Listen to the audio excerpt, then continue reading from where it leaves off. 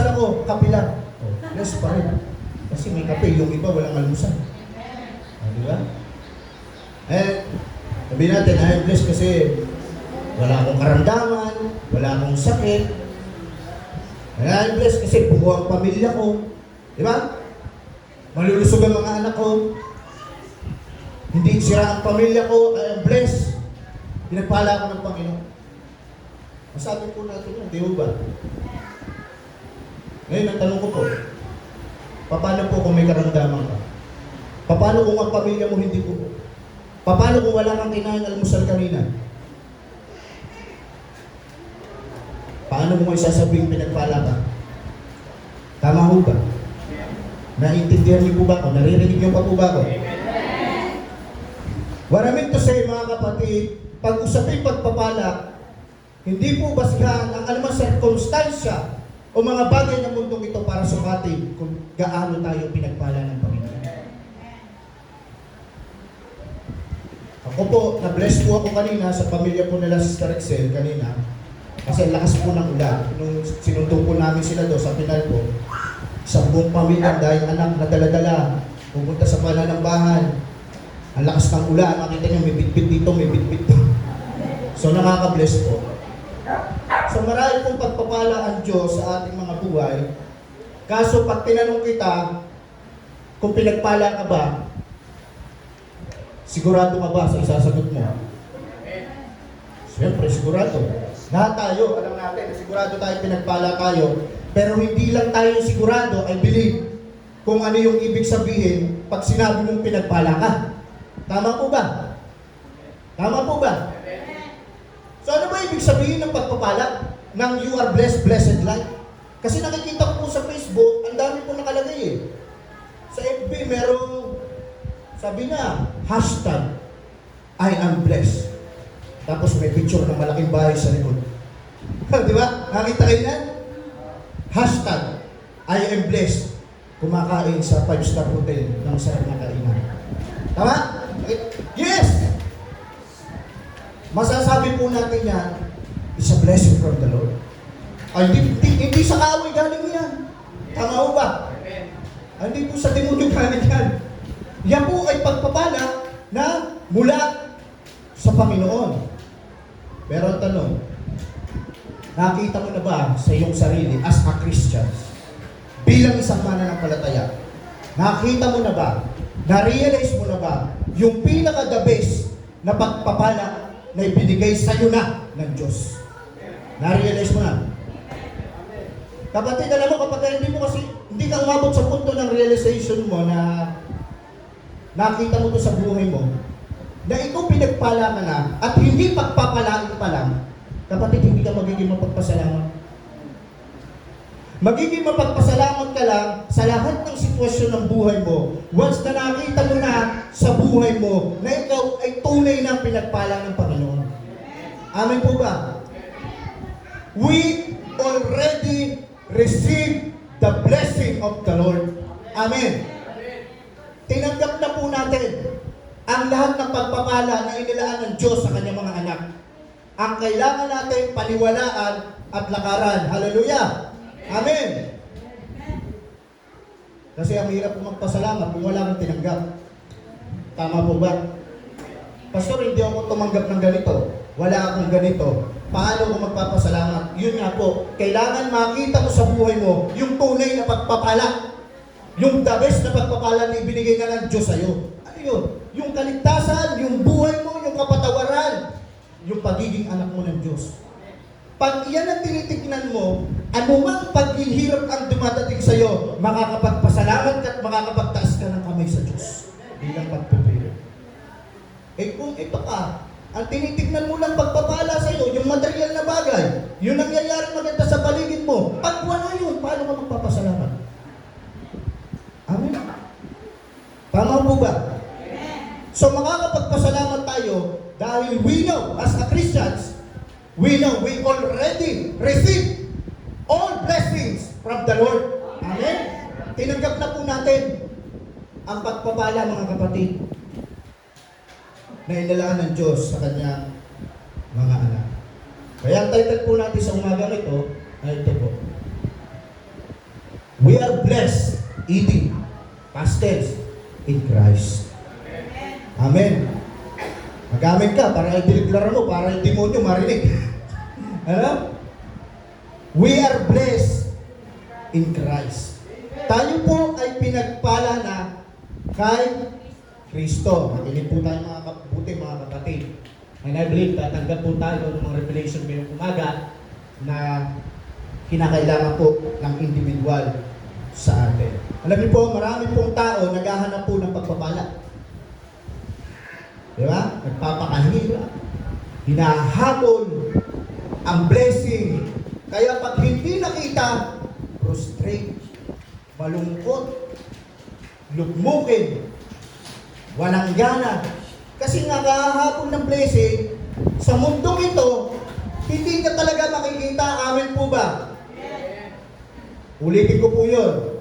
Ang pagpapala po, wala po sa mundong ito. At wala po sa sanlibutan ito at sa mga bagay na sanlibutan ito. Amen? Kaya nga, paalala ni Jesus, humiwalay kayo sa sanlibutan ito. Do not, sabi sa last preaching, do not love the world and all things of this world. Kaya wala po ang pagpapala, mga kapatid, sa mundong ito. Kaya huwag ka maghabol sa mundong ito, mga kapatid. Dahil ang tunay na pagpapala na hinahanap mo para makita mo ay nandito lang. Next po. Isa po. Isa po. Isa. Susunod po to.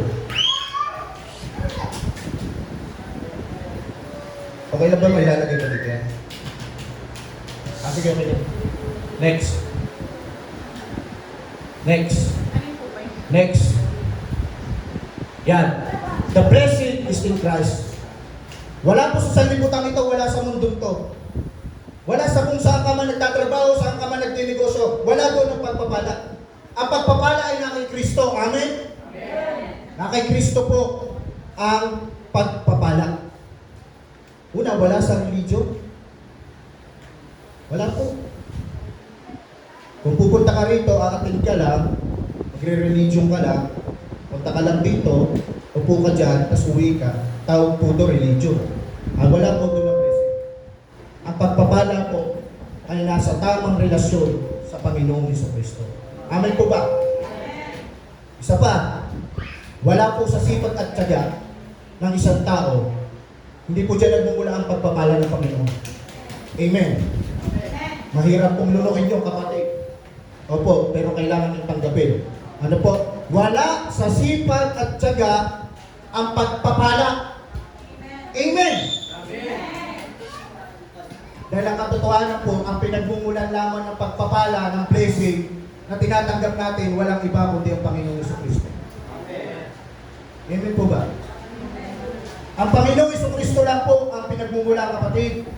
Hindi tayo against, ulitin ko po yan, hindi ko yan. Hindi tayo against sa sipag at tiyaga, napakaganda po yan. Pero wag na wag mong iisipin na dahil sa sipag at tiyaga, kaya ka pinagpapala. Hindi po, kaya tayo pinagpapala dahil may tinapos si Kristo sa krus. Amen. Hallelujah. Palakpakan natin ang Panginoon. Opo, wala tayong tatanggapin ng pagpapala kahit ano. Kung hindi po tayo kapit ng Panginoon. Amen. Tingnan niyo po ito. Next. Next po muna. Blessing is the reward of your works. Ang pagpapala po, hindi po ito bunga ng mga ginagawa natin. Na mga pagpapagal natin.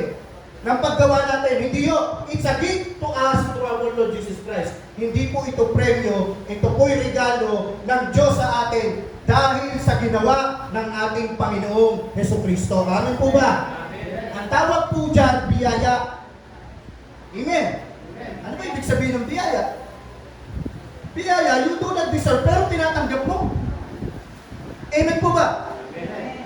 So, ang pagpapala, ang blessing, biyaya po sa atin yan, regalo ng Panginoon. It's not comes from, yan po, ay regalo ng Diyos. Amen. So, tignan niyo po itong ating verse sa umagang ito, Ephesians chapter 1, Tingnan niyo po. All praise to God. Sa Diyos po ang lahat ng papuri. Kaya sabi ko po sa inyo, ano man tinatanggap natin, ano man blessing, lahat yan nagmula kay Kristo. Hindi sa ating sarili, hindi sa ating sariling kakayanan. Kaya dyan, ang lahat ng papuri ay sa Diyos lang. The Father of our Lord Jesus Christ, who was blessed, ulitin ko po, past tense, bless us with every, sa ibang translation po, all, with every spiritual blessing in the heavenly realms, because we are united with Christ. Sabi po, tayo po ay pinagpala na. Tayo po tumanggap ng lahat ng pagpapala na inihanda ng Diyos bago palikhain ang sanlibutan ito. Saan? Sa pamamagitan ng ating Panginoon Jesucristo. Hindi sa pamamagitan ng ating mga ginawa. Amen! Verse 4, even before we made the world, bago palikhain ang mundo, minahal na tayo ng Diyos. God loved us and choose us in Christ to be holy and without fault in His eyes. Next verse. God decided in advance to adopt us into His own family by bringing us to Himself through Jesus Christ. This is what He wanted to do, and it gave Him great pleasure. So we praise God for the glorious grace, yan po yung biyaya, He has poured out on us who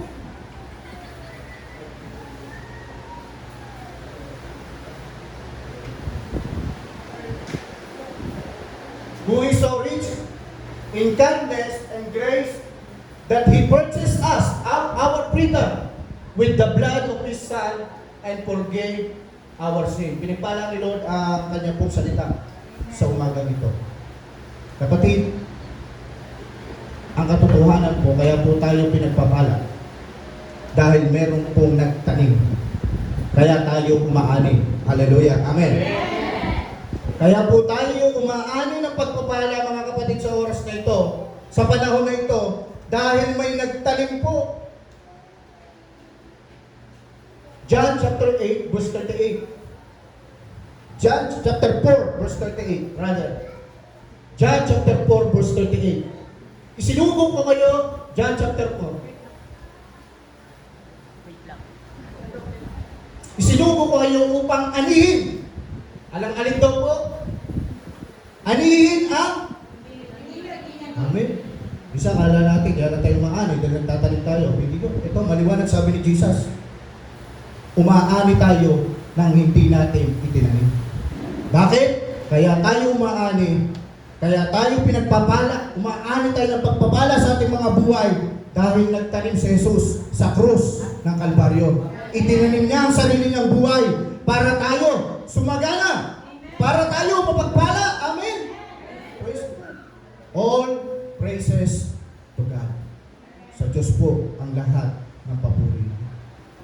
Kaya once ng isang tao, kapatid, tandaan niyo po ito, once sa isang tao, siya po ay wala sa Diyos, yung patak ng pagpapala, mahirap po makuha. Bigyan ko kayo illustration. Nakakita po kayo ng gripo. Halimbawa, nagbukas po ako ng gripo. Pag nagbukas po ako ng gripo, tinapatan ko po ng timbayan. Pakinggan niyo po. Tinapatan ko po ng timbayang gripo. Kailan po hindi makakakuha ng tubig yung timba?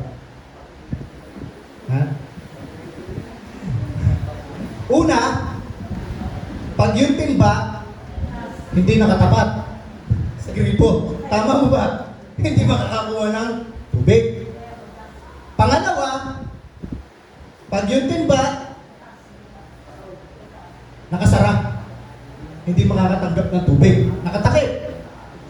At yung isa, tama yung sinabi ni Pastor, nakabaliktad. Pag ang timba nakabaliktad, sa gripo, hindi makakakuha ng tubig. Nakabaliktad, nakasarado, may takip, o hindi nakatapat. Ano pong gusto kong sabihin sa inyo, mga kapatid?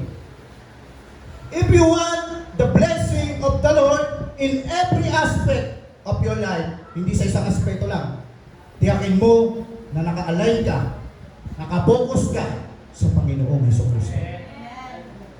Kasi pag di ka nakatapat sa source, meron nakatapat, kaya lang butas. Di ba, minsan gano'n, kapag butas ang timba, kaya lang, tulog din ang tulog. Di ba? So, tiyakin natin na naka-align tayo ng tama sa Panginoon. Hindi tayo lalayo sa presensya ng Diyos. Amen po ba? Amen.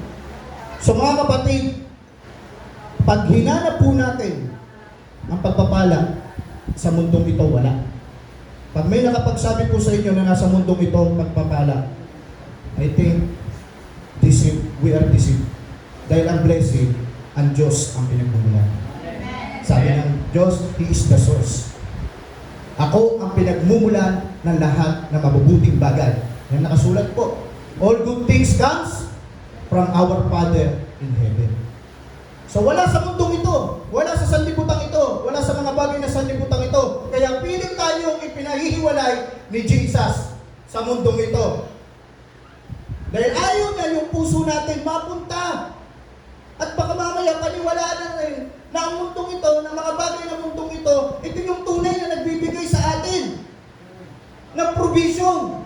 Kaya pilit tayo pinapahiwalay at pinapaalala sa atin na I am. Sabi niya, I am. I am. I am the bread of life. I am the living water. Amen. I am the source. Because God, pag sabihin ng God, source po yun, mga kapatid. Siya po ang source ng lahat. Kapatid, kung minsan hirap na tayo na pinagpagpapala, huwag mo puli ng pagpapala. Dahil ang totoo, pinagpala ka na ng Panginoon. Opo. Yan ang katotohanan na itinuturo ng Bible. Ang liwanag na binasa natin, we are blessed. Past tense, ulitin ko, pinagpala ka na ng lahat ng pagpapala na inihanda ng Diyos dahil kay Kristo. Amen? Nung tayo ay napunta kay Christ, nanampalataya tayo, doon nasabi mo na sa sarili mo, I am so blessed. So hindi ka na magtataka kapag tinanong ka ba, pinagpala ka ba, hindi mag-iisip ka pa, ano ba yung may tinanggap ko, ano ba yung nangyari sa akin? Pinagpala ka dahil ikaw ay anak ng Diyos. Amen? Praise God. Grabe po ang pagpapala. So huwag tayong magpagod, kahabol, para tumanggap ng blessing, tumakbo ka kay Jesus. Amen? Dahil siya ang nagbibigay ng pagpapala. Wala sa ating sarili. Kasi pagka ikaw ang tumakbo ng tumakbo, para sinasabi mo, ikaw ang may kakayanan na pagpalain ang sarili mo, sa sarili mo mga gawa. Tama po ba? Tama po ba? Gusto ko marinig mo to. Alam ko, kailangan mo marinig to, kapatid. Hindi ikaw ang susi ng pagpapala mo na hinahanap. Pinagpala ka na at ang tanging makapagbibigay ng pagpapala sa iyo na inaantay mo, walang iba kundi ang Panginoon. Huwag kang lumayo sa Panginoon. Pag lumayo ka sa Panginoon, maraming bagyo. Kakainin ka ng malaking, baka may patinta. Di ba, naalala niyo si Jesus? Nung sila ay nasa bangka, humampas yung maraming malakas na bagyo, malalaking alon. Ano nangyari? Takot na takot sila. Pero kasama nila si Jesus, walang problema. Di ba? Walang dapat ipamagba. Imagine this. Kung yung isa doon na disciple tumalon sa bangka, ano mangyayari? Patay. Kakainin ng malalaking alon. Di ba? Kaya habang binibigyan ka ng pagkakataon ng Diyos na makasakay sa bangka, huwag kang tumalon. Amen. Manatili ka sa bangka kasama si Jesus. Hallelujah. Amen. Praise God. Wala po. Diretsahan ko sasabihin sa inyo. With the authority na ibigay ng Panginoon sa akin para mangaral ng salita ng Diyos. Wala sa trabaho mo ang inahanap ng pagpapala na kay Jesus. Dahil nasabi ng Bible, kung hindi pahihintulot ng Panginoon, walang mangyayari. Amen. Kaya wag natin iisipin na dahil sa trabaho, at wala rin sa mall. Wala sa mall ang blessing. Wala sa restaurant. Nasa Panginoon po ang pagpapala. Amen. Amen. Madiin na po ba? O pwede ko na po ba kayong tanungin, pinagpala po ba kayo? Praise God. So malalim po ang usaping pagpapala, mga kapatid. At pag pinag-usapan po ang blessing, kung minsan ang tao, ang kaya lamang pong abutin ng isip niya ay yung material na pagpapala. Yan lamang po ang naaabot ng isip niya once na nabanggit yung salitang blessing. Hindi naman ba wallet ko? Uy, pinagpala. May bago kaming ganito, uy, pinagpala. That's good. Ulitin ko, that is a blessing from the Lord. Pero ang tao po, hanggang doon po, ang kaya ko pati ng kanilang isip. Na pag meron ka nito, ng bagay na to, tumanggap ka ng bagay na ito, pinagpala ka. Tama po ba? Ako lang po ba ang nakakarinig noon o naririnig noon? Yes, lahat ulitin ko po. Material blessing, it's come from the Lord. Nagbe-bless po si Lord ng material. Amen. Financial. Amen. Parang ayaw nyo tanggapin. Nagbe-bless si Lord ng material. But it's not the primary blessing na ibinibigay ng Diyos. I think mga ano na lang yan. Material, mga ano na lang yan. Blessing. Pero may primary. Kasi ang sabi po sa binasa natin, we receive all the blessing of the Lord, yung spiritual blessing. Nabasa niyo ba? Ephesians. Spiritual blessing.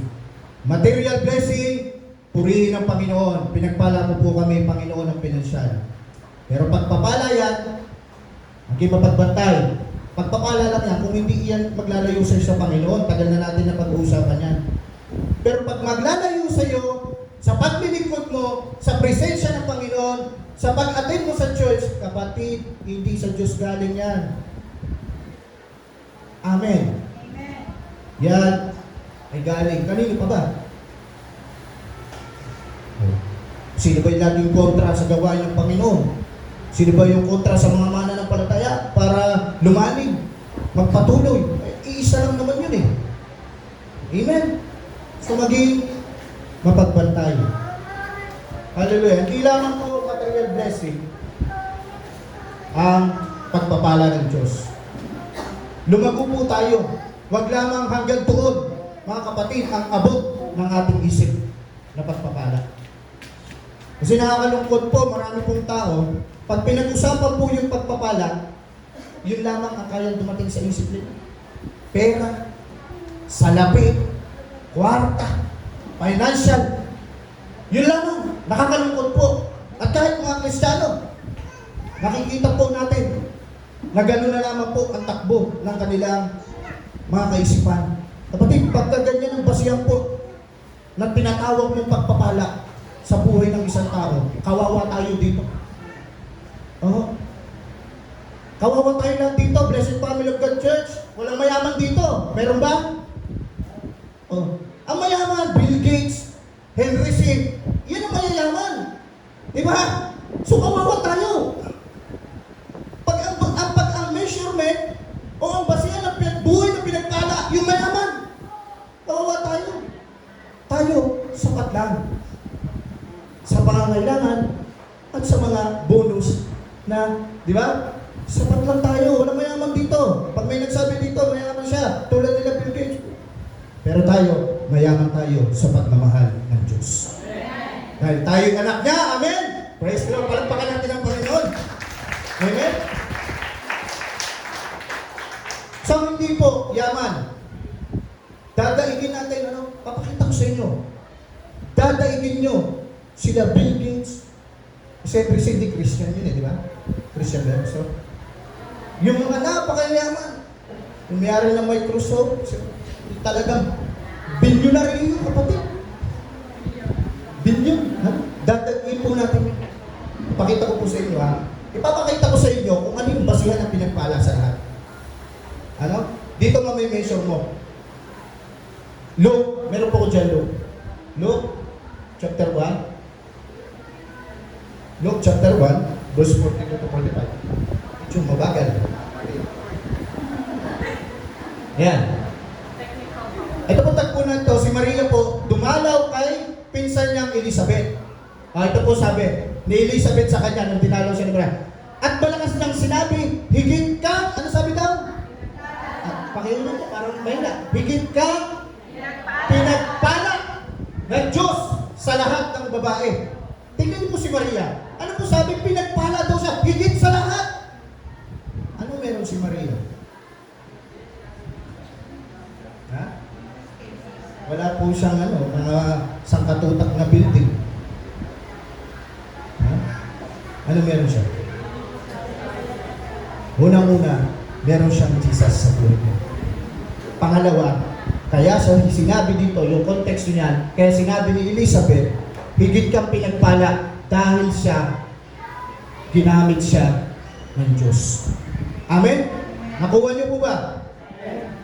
Si Maria, kaya sabi, higit kang pinagpala ng Diyos dahil ang buhay mo gagamitin niya para sa isang tungkulin. Hallelujah! Kaya sabi ko sa inyo, yung mayayaman dyan, dataygin natin yan. Lahat tayo dito. Daig natin sila. Yung mga mayayaman na walang Kristo sa buhay, walang relasyon sa Panginoon, daig natin sila. Bakit tayo ginagamit tayo ng Diyos? Amin sila Tatay Jun. Di ba? Yung mga building na doon. Palis kila Tatay Jun yung pag-usapin pagpapala. Kasi dito, kaya sa sinabihan pinagpala, yung buhay niya ginamit ng Diyos. Kaya masasabi mo na ikaw ay pinagpala ng Panginoon pag yung buhay mo ginagamit na ng Panginoon. Amen? Kaya lahat tayo ginagamit dito eh. Hallelujah. Kahit sa pa-post lang natin sa FB, kaya tayong gamitin nilo. Kaya iayos yung mga pa-post sa FB. Diba? Kanina kami nakita ko yan. Si Sister Dory ata, nagbibiyata siya. Ang sabi doon, excited ako. Pumasok na ang trabaho. Tuwing gabi. Bakit? Nakalagay ito, para magkape at mag-airport. So, ganun din. Excited din tayo manambahan dahil sa init ng presensya ng Panginoon. Hallelujah. Amen po ba? So, tayo po, pinagpala ng Panginoon. Daig natin ang mayayaman. Dahil ang sukatan ng pagpapala, hindi yaman ng mundo. Ang sukatan ng pagpapala, once ang buhay ng isang tao ay nasa Kristo. Amen po ba? Amen. Kaya paalala po sa atin, last preaching, nakita ko, nakapost pa sa FB yun, do not love the world. Bakit pinapaalala? Pastor, bakit sa church pinapaalala yan? Pwede ba isang Kristiyano mag-love ng world? Yes. Dahil paalala po yun sa mga unang Kristiyano noon. Sa kanila po sinasabi, do not love the world. Huwag natin pakamahalin ang mundo. Kasi maraming Kristiyano lumalaglag dito. Dito nalalaglag dahil sa pag-ibig sa mundo, pag-ibig sa sanlibutan ito, at pag-ibig sa mga bagay ng sanlibutan ito. Alam niyo, nakakalungkot, maraming churches ayaw pag-usapan ang usaping pera. Kasi ganito, ano si Pastor, umatake na naman. Sabi nga, sumalakay. Di ba, nasa Malakay chapter 3 verse 10 yung tithes and offering. Sabi niya nga, sumalakay na naman si Pastor. Ayaw pag-usapan yung usaping pera. Bakit galit? Ako naniniwala ako, kailangan ko eh. Kasi naniniwala ako, marami pong Kristiyano lumayo sa paglilingkod sa Panginoon dahil sa usaping pinansyal. So bakit hindi kailangan i-deal? Hindi kailangan pag-usapan, bakit kailangan itikong ang bibig ng mga preacher pag usaping pinansyal? Kung ito naman yung dahilan, yung sanhi, yung pinakaugat ng isang mananampalataya kung bakit nanlalamig na siya sa Panginoon. So kailangan i-deal. Dahil marami pong itinuturo ang Panginoon. Tulad na lang sa tithes and offering, na napakaraming pinagtatalunan pa yan. Simple lang naman. Napakaganda na sinabi ng Bible. Bring your tithes, your 10%. Ang sabi, bring. Ano ibig sabihin ng bring? Dalhin mo. Pinapadala lang sa'yo. Hindi ba sinabing ibigay mo, pag binigay mo, may part ka doon. Sabi, bring your tithes. Dalhin mo. Pinadadala lang sa'yo ng Panginoon. Amen. Alam nyo, ayaw talaga pag-usapan eh. Pero, I believe, sa puso ko, kailangan po. So, tamang preaching class, last week mga kapatid. Kasi pagka minahal mo na ang pera sa buhay mo, hindi ko, hindi, tama ang sinabi, hindi makasalanan na yung pera eh. Pero pag minahal mo na, diba kapag kamahal mo ang pera, ayaw mo bitawan, tama? Kasi pagka ganun yung lambong, yung sa mahal mo, ayaw mo bitawan to, kahit ano pang gawin sa akin ito. Diba? Minamahal mo eh. Oh, ayaw mo bitawan. Oh, una makikita mo, pag minamahal mo na ang pera kaysa sa Panginoon, syempre, napakaliwanag yan. Ako, direct to the point, hindi ko na kailangan paligilogo, hindi una ko na yan kaysa sa Panginoon. Syempre, pag mahal mo, uunahin mo. Tama po ba? Tama po ba? Pangalawa, ang nakakalungkot, sabi po ng kanta, pag wala ka pera, ano sabi? Tawa siya mga tanong. Pag wala ka pera, wala ka rin pakinabang, ay ano, basta, ay kaibigan pa rin. That's the sad reality. Pag wala kang pera, wala kang respeto at paggalang na tatanggapin. Walang didikit sa'yo, walang magko-comfort sa'yo. Di ba? Pag pera ka, di ba? Kahit na, dami mong kahit di mo kamag-anak, kamag-anak mo eh. Di ba? Pero pag wala, nakakalungkot. Why? Alam nyo, hindi naman yung tao yung tinitignan nila. Kapag kang isang tao, doon lamang sa may pera siya tumitigil. Hindi naman yung tao tinitignan nila. Ano? Yung pera tinitignan nila. They focus on the money. Tama? Because they love money. Kaya do not love money. Huwag natin pakaibigin mga kapatid. No? Kasi may narinig pa ako isang preacher. Sabi na, kailangan ganito ganyan. Ano siya? Tag dito, parang conference siya. Ang turo niya sa mga pastor, ang gawin nyo, ganito. Kailangan, humayo kayo, maghanap kayo ng mga malalaking isda. Malalaking isda. Malalaking isda. Sabi niya, kailangan yung mayayaman. Yung mga negosyante. Nakakalungkot. Bakit yun lang ang kailangan mo yun? Hanapin. Diba? Kawawa naman yung mga wala. Kawawa naman yung mga naghihikahos. Kawawa naman yung mga nagiging pulubi. Nasa labas na nakatingin. Diba? Hindi nagiging patas pag ang focus ay pera. Diba? Ganyan na nangyayari sa akin. So, kaya tayo po dito, kahit sino pa yan. Diba? Meron pa nga tayo na lang dati, walang tahanan, walang bahay. Hindi lang papapirahin na sana kanila pastor yung kaso nga nagka-problema dahil na ano pala, nabugis yata na pastor. So, walang bahay yun. Pero pinipilit natin abutin. Yan lang nagka-problema. Kila pastor na sana sila titira. Napaaga yata yung pagbubuntis. Kaya kayong mga kabataan, matutong magtiis. Dahil ang hindi nakakapagtiis, maagang nabubuntis, sabi. Kaya mag-ingat. Ingat po. Ano? So paalala yan mula sa Panginoon. Hallelujah. Ano? So, maging concerned, maging patas. Ano? Wala tayong pinipili, mga kapatid. Kahit even yung church dito, wala po kayong masasabi na itong church natin, namili tayo ng aatin sa atin. Na ang church natin, minaliit natin yung mga member natin. Ang sinabi natin eh, kasi wala ka namang kapera-pera, bakit naman ganito yung mga member natin? Wala. Hindi po issue sa atin ang pera. Dahil alam natin kung paano tayo maglingkod ng tapat sa Panginoon. Amen. Amen? So, wala to. Pag minamahal ng pera, inuuna niya na ito lagi. Pangalawa, mas pinipili niya na yung merong mga kakayanan. Di ba sabi nga, pag wala pera, wala kaibigan. Pangatlo, ang concern niya, ang respeto at paggalang niya, wala na sa mga tao, wala. Kapos sa buhay. Kundi doon sa mga matataas ang estado ng buhay. Amen? Yan, usapin mo tanong, pera, hindi po masama yan. Pero kung ito po ang magtatama sa atin, bakit hindi kailangan pag-usapan sa loob? Sabi nga ng isang pastor, napanood ko kanina, I think sinarinig yata ni pastor, hindi ko matandaan. Sabi niya po, ang pera, alam niyo, pag minamahal mo na ang pera, pag ang pera, madalas nyo ng pag-awayan sa bahay. Opo. Sa pera na tayo nakapokus. Kasi yung akin mo, kontrolado kayo ng pera. Ang pera ang dahilan kung bakit kayo nag-aaway, pati yung mga isip nyo, yung puso nyo, nakontrol ng pera. Tama po ba? Marami po magkakaibigan. Bisa magkapatid pa ka, magkamag-anak, magkapamilya. Dahil lang sa pera, dahil lang sa ari-arian, nagpatayan. Umabot ng korte, nagpakulungan, nagkasuhan. Nagdimandaan, ang tawag doon. Tama. Dahil sa pera. Di ba natin kailangan targetin yan, yung pera? Para i-review. Di ba? Nakita natin kasi kaya sumira eh. Kaya sirain yung mag-asawa. Yung pamilya. Di ba daming mag-asawa na hiwalay?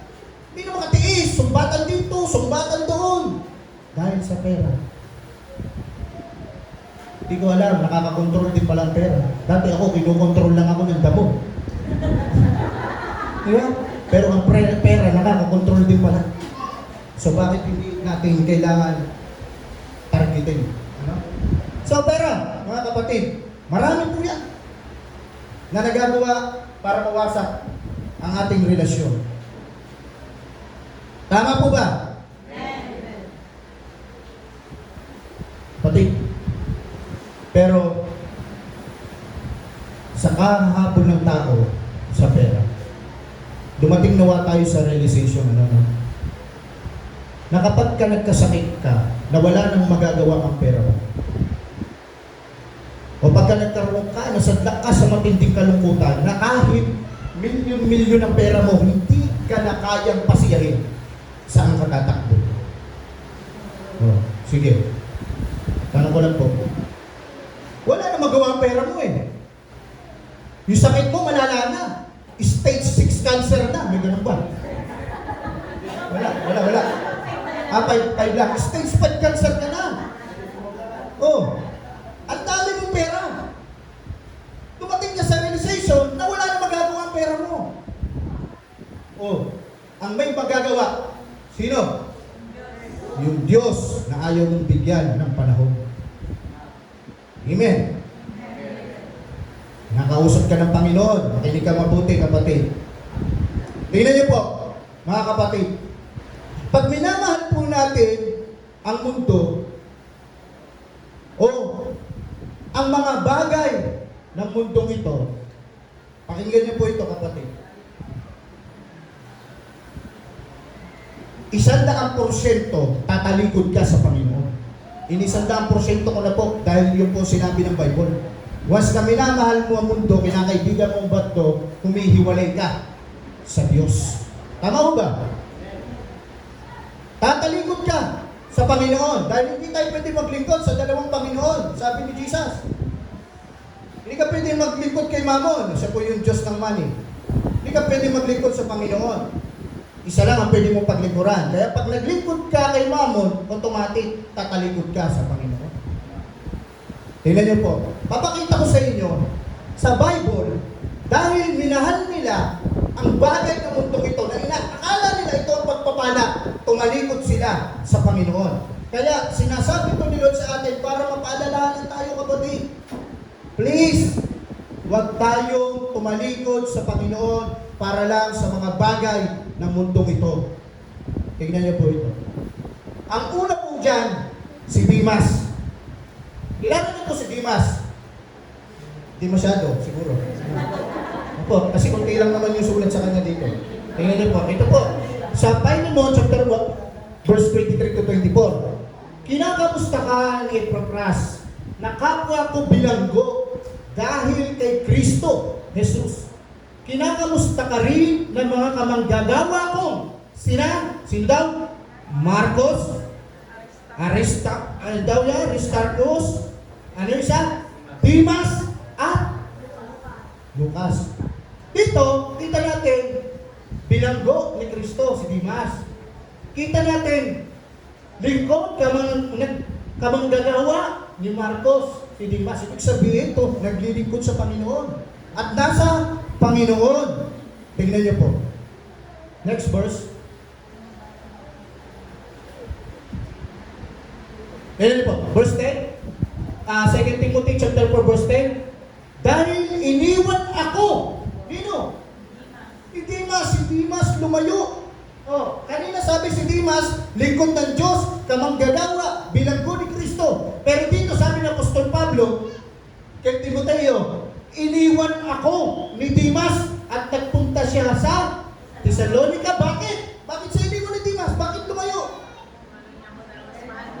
Iniwan niya ako dahil mas mahal niya ang mga bagay sa mundong ito. Kita niyo? Pag minahal mong bagay ng mundong ito, 100% tatalikod ka na sa Panginoon. Lalayo ka na sa Panginoon. Kaya na? Si Dimas, dating lingkod, lumayo kay Lord. Bakit? Siguro, na-absorb, tingabunan ng mga bagay ng mundong ito. Oh, minahal niya ng gusto. Yes, si Dimas. Meron pa isa. Na dahil minahal ang bagay ng mundong ito, si Jesus pinagpalit. Next, kilala nyo na to, hindi ko na ang kwento nito. Isa lang naman to sa Bible. Pero isa lang naman siya yung talagang nagkalulok kay Jesus. Si Judas. Di pa po yan, wala po yan. No? Di ba? Si Judas kapatid, halos 3.5 years kasama ni Jesus. Tinuruan ng Panginoon. Inalagaan ng Panginoon. Kasama ni Lord, kumakain. Nakita lahat ng himala ng Panginoon. Pero dahil sa salapi, iniwan si Jesus. Tama ba? Alam nyo, nung binabasa ko po itong verse na ito, nakita ko po sobrang nasaktan ng Panginoon. Kasi hindi po lalabas sa bibig ni Jesus itong sinabi niya kung hindi siya lubos na nasaktan sa ginawa ni Judas sa kanya. Yan niyo po. Ito sabi ni Jesus, hindi ko sinasabing mapalad kayong lahat dahil kilala ko ang mga pinili ko. Pero kailangan matupad ang sinabi ng kasulatan na tinrider ako ng kinakisalo sa akin sa pagkain. Sobrang nasaktan ko ang Panginoon. Bakit? Kasi pinakain niya, inalagaan niya, pinagnubayan niya, tinuruan niya. Kasi ilang years niya nakasama si Judas Tinuruan niya. Ginawa niya lahat ng magagawa niya para kay Judas. Pero ang ginawa ni Judas, tinrider, masakit yung para sa Panginoon. Kaya nasabi niya to, tinrider ako na nakisalo sa aking pagkain. Kita niyo, bakit nagawa ni Judas? Dahil sa udyok ng kaaway sa kanya, pinuno siya ng kaaway. At dahil sa pagnanais na at pag-ibig niya sa salapi. Tama po ba? Inahal po ni Judas, pinili ni Judas yung pera, yung salapi, kaysa sa Panginoon. Iniwan niya, ipinagpalit niya si Jesus. Kaya nga sabi, alam nyo, huwag natin pagpalit ang Panginoon sa kahit anong ino-offer ng mundong ito. Amen po ba? Kahit sa pera pa, wag. Tama yung quotation ni Pastor last preaching. Kinuha ko yun Pakipatingin po nun. Last Sunday, itong isang quotation na kinuha ko kay Pastor, Jesus can give you what money can.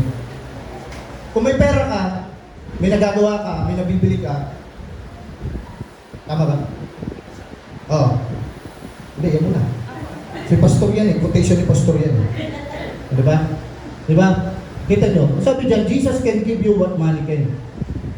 Ano bang kayang ibigay sa iyo ng pera, hindi pa dyan kayang ibigay ni Jesus? Tama? Tama po ba? Pero, sabi dito sa kasunod, but money can give you what Jesus can. Tignan nyo. Hindi, pinraraphrase ko na lang. Medyo parang kata English ko, pero okay lang yan. Intindihan natin. Ano? Pero, sabi dyan, pero ang pera, hindi kayang ibigay kung ano man yung kayang ibigay ni Jesus sa'yo. Ay, hindi mo pwedeng, hindi kayang bayaran yung kaligtasan mo. Na pag namatay ka, kailangan puntahan mo sila, magbayad kayo ng maraming pera para makapunta ako ng langit kung nasa impyerno ko napunta. Hindi ko kayang bayaran ng pera ang kayang ibigay ng ating Panginoon.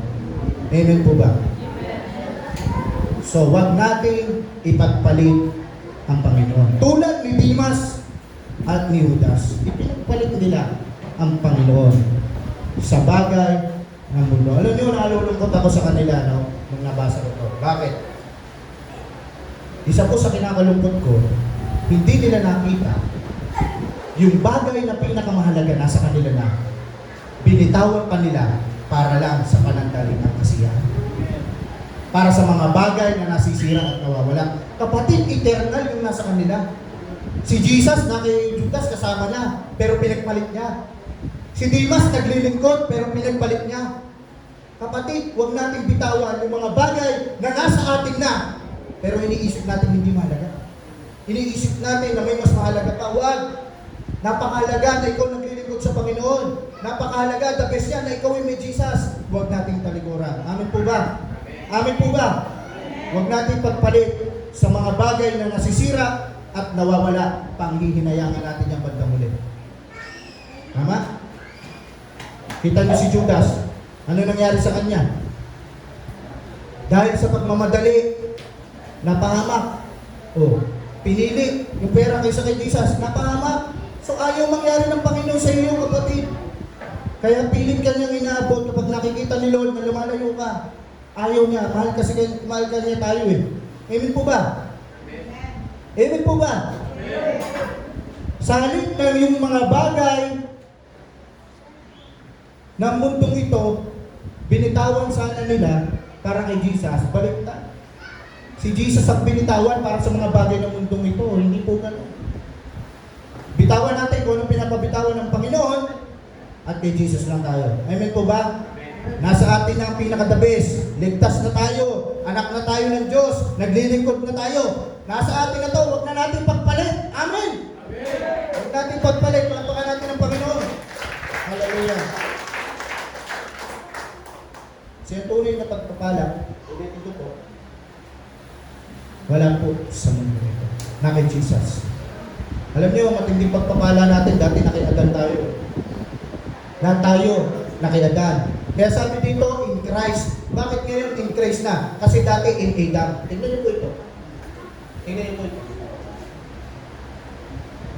Say, 1 Corinthians 15:22, for us in Adam, all die. Even so, in Christ, all shall be made alive. Nung tayo po, nakiada, wala pa tayo kay Kristo, nakiadan tayo. Ibig sabihin ng buhay natin, nasa ilalim ng sumpa. Papunta tayo sa kamatayan, papunta tayo sa impyerno. At hindi dahil nagkasala tayo, pero dahil may minana tayong kasalanan. Amen. Tingnan niyo po ito ha. Pakinggan nyo mabuti ito. Pag itong Bible ko, inipitan ko ng papel. Kapatid, pinadala ko sa Amerika. Yung Bible ko, yung papel po ba kasama? Pag sinunog po ba itong Bible, yung papel kasamang masusunog? Basically, ganun po yun. Nung tayo naki-adan, binana natin yung kasalanan, kaya tayo po papunta ng... Hindi mo na kailangan turuan kumahol yung aso, kapatid. Tinuturuan ka bang tumahol ang aso? Oy, tumahol ka. Naturally, tatawin yan. Nature niya yun eh. So, nung nakiadan tayo, kapatid, naturally, magkakasala tayo. Minana natin yun. Nature natin yun. Dahil we are in Adam. Hindi dahil tayo nagkakasala tayo. Nagkakasala tayo kasi we are already sinners bago pa tayo panganak. Tama po ba? Kaya huwag mo i-judge yung tao sa paligid mo. Dahil lahat tayo makasalanan sa harap ng Diyos. Iniligtas lang tayo. Amen. Amen. Praise God. Pero, ito maganda. Yung mga tao na tumanggap kay Kristo, mula kay Adan, nalipat na sila kay Christ. Mula sa kamatayan, ngayon, meron na silang buhay. Amen po ba? Kaya parang libro, saan man pumunta si Kristo, nakaipit tayo. Saan man siya mapunta. Amen po ba? Amen. We are in Christ, buhay na tayo, at yan ang napakalaking pagpapala na tinanggap natin mula sa Panginoon. Amen. Palapakan natin ang Panginoon. So tayo, tinanggap na natin yung pinaka-the best na pagpapala na unang-una dyan na kay Jesus tayo.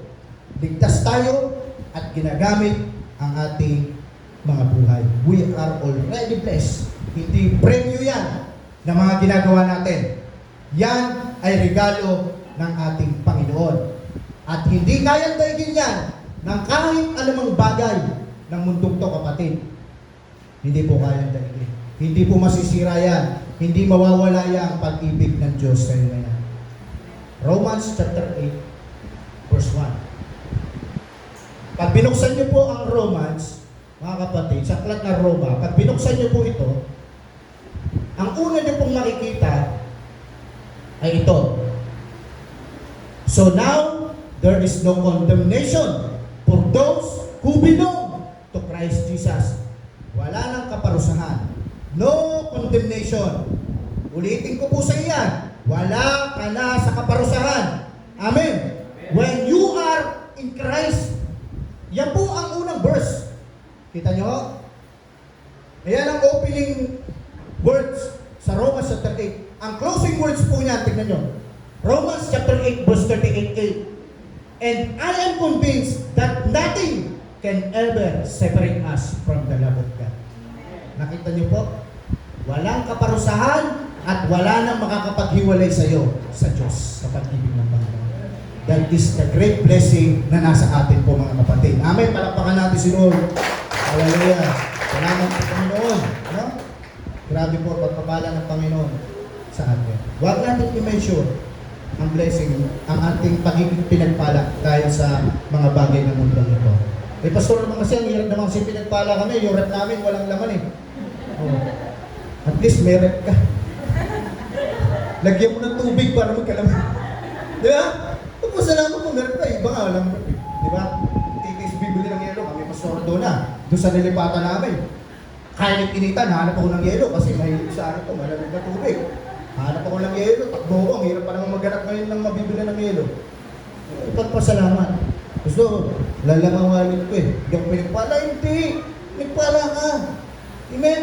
Parating na. Ngayon, walang wallet ko. Buti may wallet ka. Lagi natin titignan yung positibo. Huwag lagi yung negatibo. Amen po ba? Amen. Kaya nga alam mo, tinuturuan tayo ng Bible. Anong turo sa atin ng Bible? Walk? Oh, walk by faith, not by... Oh, lumakad ka. Hindi sa nakikita ng mata. Lumakad ka na may pananampalataya. Alam mo po, pinagpala ako ng Panginoon. Di ko man nakikita na meron ako sa ngayon, pero pinagpala ako ni Lord. That's faith, not by sight. Amen? Yan ang blessing natin, mga kapatid. Yan ang pagpapala natin. Hindi nakabase sa nakikita ng mata. Nakabase sa pananampalataya natin sa Panginoon. Na ako, anak ako ng Diyos, pinatawag ako ng Panginoon. Minahal ako ng Diyos, pinili ako ng Diyos. That is the great blessing na dapat lagi natin inaalala at iniisip sa tuwing tayo dumaraan sa mga paghihirap ng buhay. Amen po ba? Huwag natin sukatin ang pagpapala sa bagay ng mundo nito. Tayo pinagpala na, we are blessed in Christ. Para po sa conclusion, pakibalik po sa Ephesians. Yan. Yan niyo po. Naniniwala ka ba mahal na mahal ka ng Diyos? Lahat tayo mahal ng Diyos. Even unbelievers, even wala pa sa Panginoon, God loves them so much. Mahal na mahal sila ng Panginoon. Walang tao, sabi ko nga sa inyo, walang tao mamamatay na hindi minahal ng Diyos. May mga tao mamamatay na hindi kumilala sa Panginoon. Pero kahit isa, walang pupunta. Kung sa impyerno man siya pupunta, hindi siya pupunta doon na hindi siya minahal ng Panginoon. Kaya nga lang, nireject na lang talaga si Jesus. Ano? Pero lahat, mahal ng Panginoon. Tingnan niyo po ito. Ito sinasabi ko na pagpapala sa atin ng Diyos na dapat lagi mo inaalala. Sabi dyan, all praises to God, the Father of our Lord Jesus Christ, who has blessed us with every spiritual blessing in the heavenly realms because we are united with Christ. Even before we made the world, God loved us and chose us in Christ. Isang blessing na malaman mo na bago palikhain ng mundo, isa ka na sa pinili ng Panginoon nung ikaw ay napunta kay Kristo. Amen? To be holy and without fault in His eyes. Next. Pangalawang blessing na nasa iyo. Balik po muna. Yan. to be holy, kapatid, without fault in His eyes, kapatid, antindi po ng blessing na yan. Una, pinili ka, ngayon, hindi ka lang basta pinili. Ginawa ng Panginoong Hesus na ikaw wala ka ng dumis, bahid sa harapan ng Diyos sa kanyang paningin. Amen? Malinis ka na sa harapan ng Diyos. Next. God decided in advance to adopt us. Isang blessing na tayo ay mapabilang sa pamilya ng Panginoon. Tinuring tayong anak. Amen po ba? This is what He wanted to do. It gave Him great pleasure. So we praise God for the glorious grace He has poured out on us who belong. Verse 7, He is so rich in kindness and grace that He purchased. Ito, grabe po ito mga kapatid. Purchase, tinubos, binayaran, pinatawad. Grabe pagpapala po ng Panginoon sa atin mga kapatid. Purchase. Alam niyo po, matindi po itong purchase. Matindi po yung naging ano sa akin ito, yung salitang purchase. Pag sinabi kasi binayaran, tinubos. Okay. Alam niyo, napakabuti po ng Diyos sa bawat isa sa atin. Pag nakikita niya na nakikita ko, medyo lumalayo ka sa akin, medyo lumalamig ka sa akin, siyang gumagawa ng paraan. Hindi po tayo. Inaabot tayo ng Diyos. Ganyan tayo. Ayaw na kasi na mapahamak tayo. Ayaw niya na dumating yung panahon, pagsisisihan natin na tayo mismo may hirapan tayo. Ayaw ng Panginoon. Anak na tayo, mahal na tayo. Kaya ito, tinubos na tayo. Kung maalala niyo yung laruang bangka, naalala ko pa. Sino nakakaalala ng laruang bangka? Na binanggit ko rin. Yung laruang bangka, may isa pong babae. Siya po ay naggawa ng laruang bangka. Tapos ang ginawa niya po para hindi po ito mawala, lagi niya makikilala, nilagyan niya po ng pangalan sa ilalim, yung bangka. Naalala niyo po sino nakakaalala? Oh. Diba? Ano pong ginawa niya nung nagawa niya po itong laruang bangka? Diba? Nagpunta po siya sa dalampasigan, sa dagat. Nilaro niya ito. Pagkatapos niya po itong laro, tuwan-tuwa po siya. Masaya siya, nakita niya. Yung nilikha niya, yung ginawa niya bangka, nagagamit niya. Kanya nga lang, dumating po yung malakas na alon. Ano po nangyari? Tinangay po yung bangka. Kaya kahit anong pilit niya habulin, wala na. Tinangay na ng alon. Ngayon, lumipas ang panahon, nadaan po siya sa isang tindahan, isang bangketa. At nung nadaan po siya sa isang bangketa, nakakita po siya ng bangka, kamukhang-kamukha. Kamukhang-kamukha po nung ginawa niyang bangka. Kaya ang ginawa niya po, pinuntahan niya. Sabi niya, Tatay, magkano po yung bangka? Bibili mo ba? Opo. Patingin nga po. Pinakita sa niya.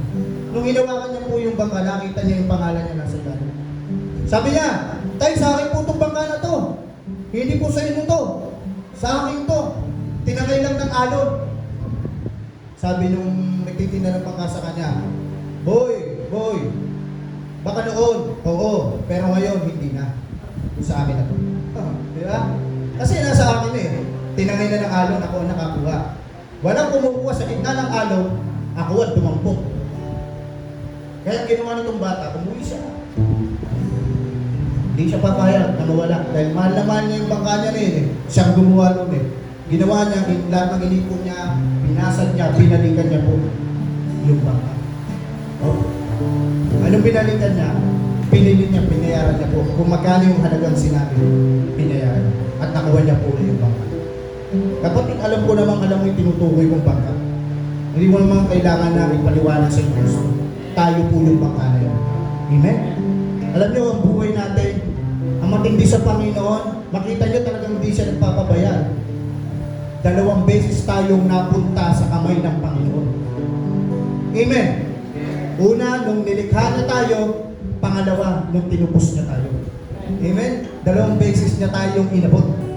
Napunta sa kanyang presensya, napunta sa kanyang piling. Ang laki po ng halaga na binayad ng Panginoon, kapatid. Sana makita mo yun na napakalaking pagpapala sa buhay mo. Yung alon, yung kasalanan yun, yun yung naglayo sa atin, sa Panginoon. Pero hindi pumayag si Lord. Binayaran niya ito na sarili niyang buhay. At ngayon, nasa Panginoon tayo, nakuha tayo ng Panginoon, hindi na papayag si Lord, mawala tayo. Siya po ang nangako niya. I will never forsake you, nor leave you. Yan ang pangako ni Lord, hindi lang basta sa iyo sa sarili niya rin yun. Kasi pag sinira niya ang pangako niya, yun ay magiging malaking kasagaan ng Diyos. Ang pangako niya, I will never leave you or nor forsake you.